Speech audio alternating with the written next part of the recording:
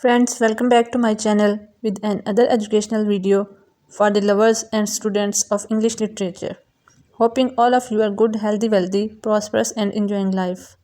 Friends, I'm hoping you are liking my videos and efforts. If it is so, then don't forget to subscribe my channel, press the bell icon, like my video, share my video with your friends and moreover, comment below for your suggestions. Your comments mean a lot to me. So friends, now we are coming to our today's topic. Today's topic is Bacon's epigrammatic and aphoristic style. The great contribution of Francis Bacon to the development of English prose can hardly be overlooked or denied. He was the first scientific philosopher to write English in a clear, lucid and terse style. Though he borrowed the form of the essay from Montaigne, he adapted it to suit his own purpose and to his natural ability of writing. His essays are considered a whiff of a fresh air in the heavy and pompous essays written in Elizabethan age. Bacon's essays enjoy a great charm and appeal for readers, thanks to their many merits or qualities such as wisdom, marvelous diction, captivating style of writing, huge variety of subjects, pragmatic approach, sensuousness, wealth of metaphor and analogy, and the dispersed meditation of Bacon, whose sharp wit, worldly wisdom, and practical approach toward things made his essays unsurpassable and masterpieces of English literature. What makes Bacon's essay a unique is compact and epigrammatic style of writing. Bacon was unsurpassable in bringing his great thoughts in nutshell. He had a great and impressive mastery over the art of saying maximum in minimum words. An aphorism is a short, pithy and concise statement of a principle and truth, while an epigram is a terse, sage and witty, often a paradoxical saying. Bacon has aptly and effectively demonstrated his singular ability to express himself aphoristically and epigrammatically in his writings.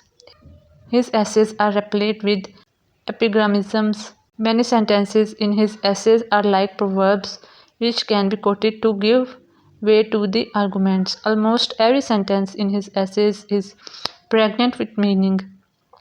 His utterances are thoughtful, insightful, lively, witty, and meaningful to the core.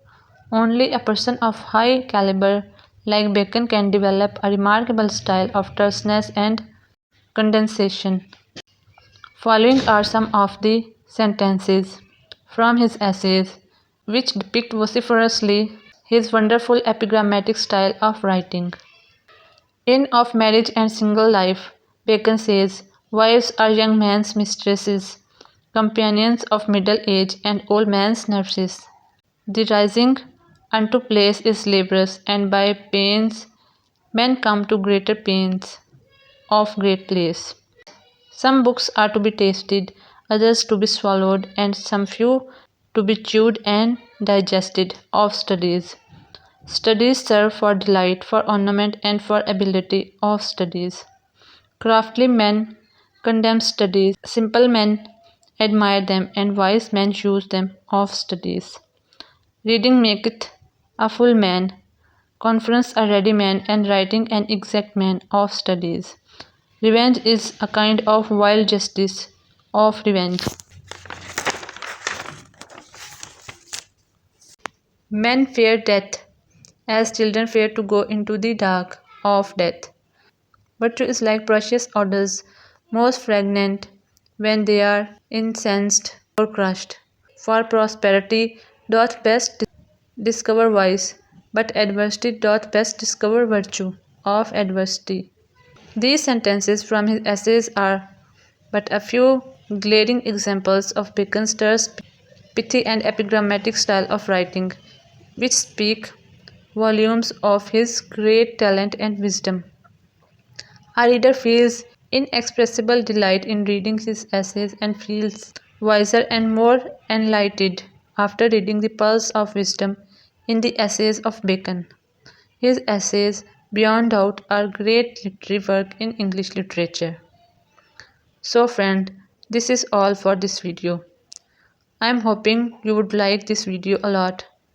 Don't forget to subscribe my channel, press the bell icon, like the video, comment below for your suggestions, and don't forget to share my video with your friends. Thanks for watching. Till next video.